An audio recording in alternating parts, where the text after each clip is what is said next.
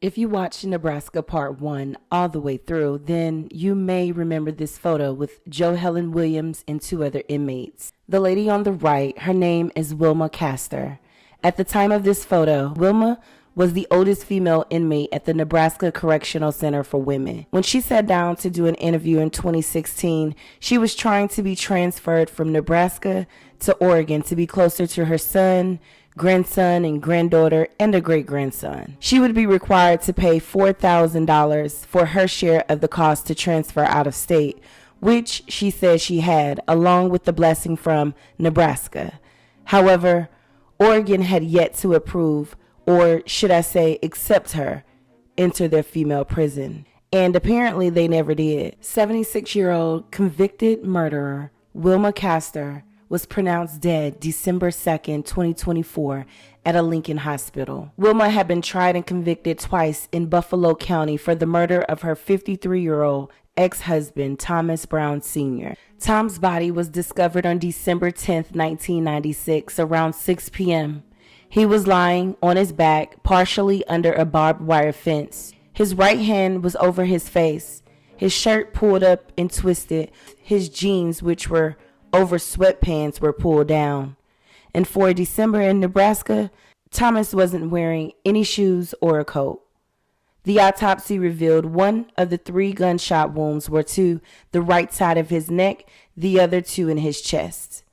Dr. Jerry Jones, who completed the autopsy, was unable to determine the exact time of Tom's death, but testified that it could have been as early as Thanksgiving Day. Dr. Jones also testified that, based upon the absence of lividity in Tom's body, he did not die at the site where he was found. Wilma and Thomas were married in 1967. They had 2 sons, but their marriage ended in divorce in 1975. Each of them remarried several times afterwards. At some point after Wilma was divorced for a 3rd time, she and her son Edward Brown moved to Reno, Nevada. Her and Tom's other son, Tom Brown Jr., served in the military for some time, and after his service, he resided in Kearney. At the time of his father's death, Tom Brown Jr. was incarcerated. Tom Sr. was last married to a woman named Diane, who had 4 children from a previous relationship. That marriage also ended in divorce and was over by 1996 when Wilma and Eddie moved back to Nebraska. In July that year, Wilma began living with her ex-husband at his home in Kearney. Eddie stayed there as well, except for when he went to visit his girlfriend in Oregon. Thomas was a railroad worker for about 28 years before he died. He normally worked away from home from Sunday afternoon until Thursday evening. However, he was home on vacation the week of Thanksgiving, 1996. He even invited his nephew and his family over to have Thanksgiving dinner at his house during a phone conversation on November 26. Todd accepted, but circumstances prevented him from traveling to his uncle's home from his home in Roscoe, Nebraska. The only people present on Thanksgiving Day were Tom, Wilma, and Eddie. At his mother's trial, Eddie testified that when he went to bed that night, his parents were watching TV. The next morning when he awoke, his mother was already awake, and he did not look for his dad before he and his mother went out for breakfast. When Wilma and Eddie returned from breakfast, Wilma stated Tom suggested going shopping, which she thought was weird because shopping was not something Tom liked to do. However, according to her, the 3 of them went out on a shopping trip.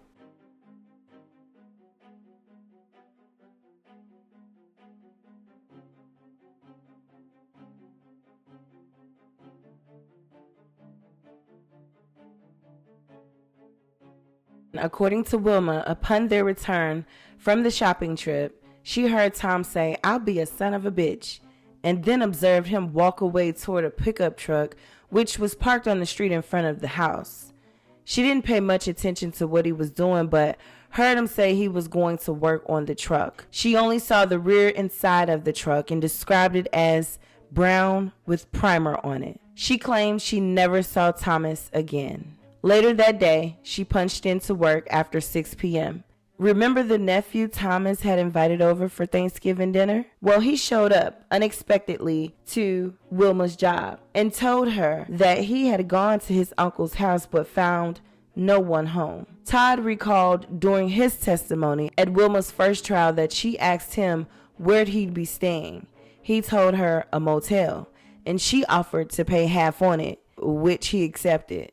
When she left work around 11:30 p.m., which was before her shift ended, she left a note for the manager stating that November 29th was her last day of work and leaving an address where they could mail her final paycheck. Wilma told police that after leaving work, she and Eddie went home and put several loads of her personal items in storage, finishing about 3 a.m. on November 30th. Wilma paid for this storage unit with a check written on Thomas's account, to which she signed his name.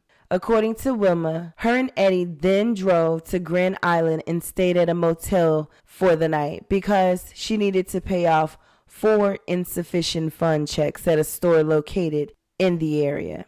After doing so, they returned back to Tom's house. Todd and his wife arrived. They actually helped Wilma and Eddie load the rest of their belongings into their vehicle. Wilma and Eddie then left around noon, driving for some time before checking into a motel for the night. Wilma and Eddie then drove on to Oregon, and after staying for a short time, Wilma then flew to Reno. After Tom's body was discovered, officers from the Kearney Police Department and the Buffalo County Sheriff's Department forced open the back door of Tom's house and entered without a warrant. After they walked through the house and determined that no one was present, one officer stayed at the residence and the others departed. Officers returned with warrants on December 11th and the 14th and conducted searches of the residence. The following day, December 15th, Wilma and Eddie returned to Nebraska together to attend Tom's funeral. They were met by the police at the Grand Island airport and questioned.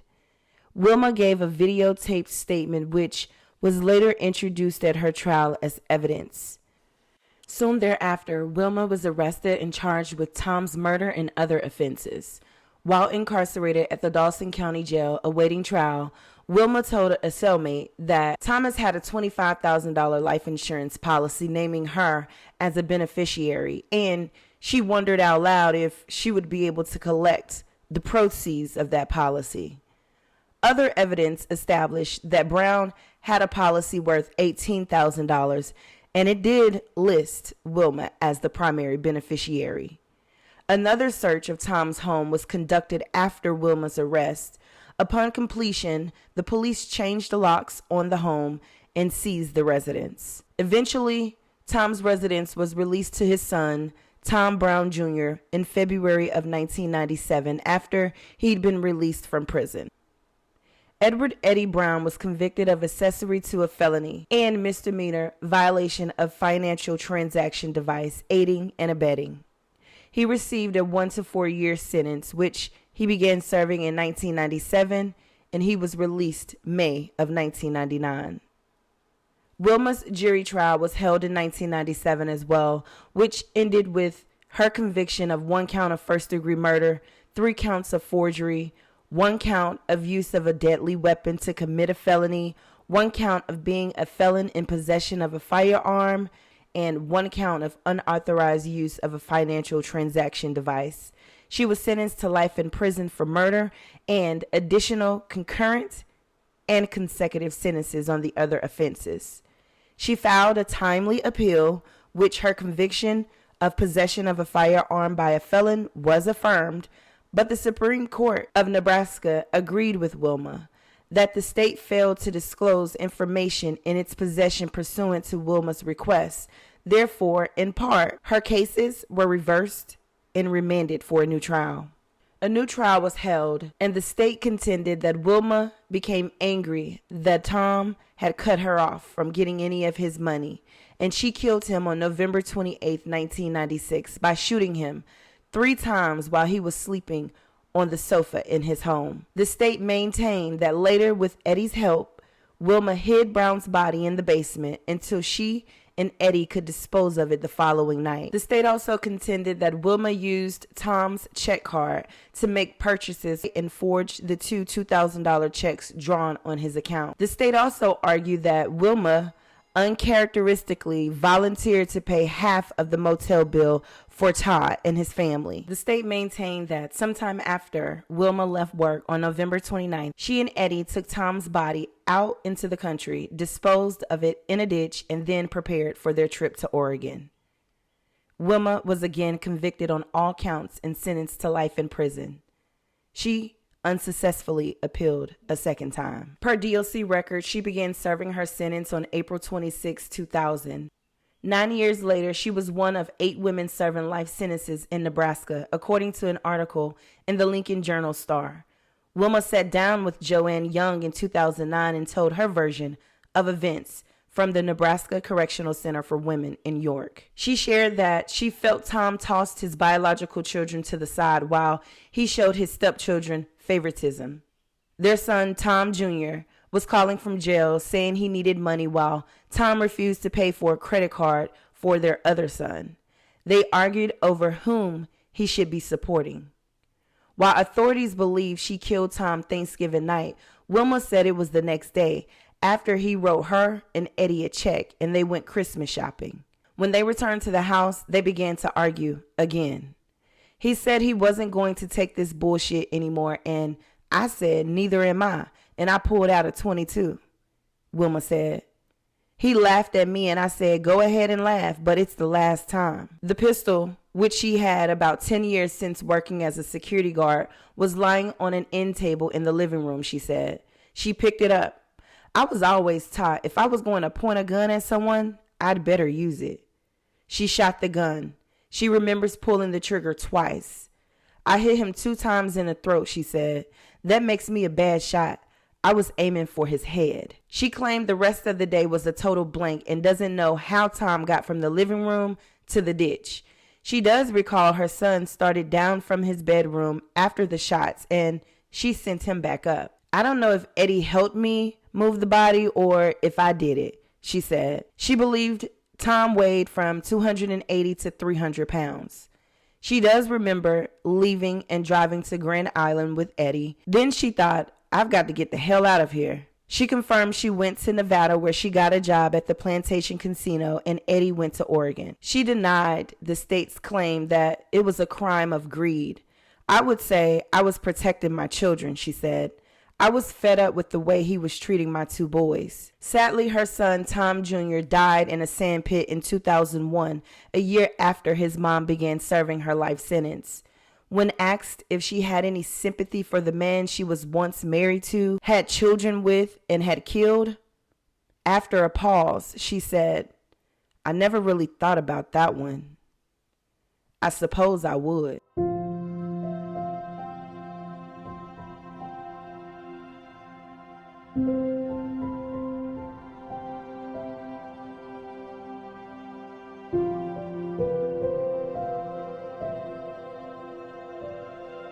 Condolences to the family of Thomas Edward Brown Sr., and may he continue to rest in peace.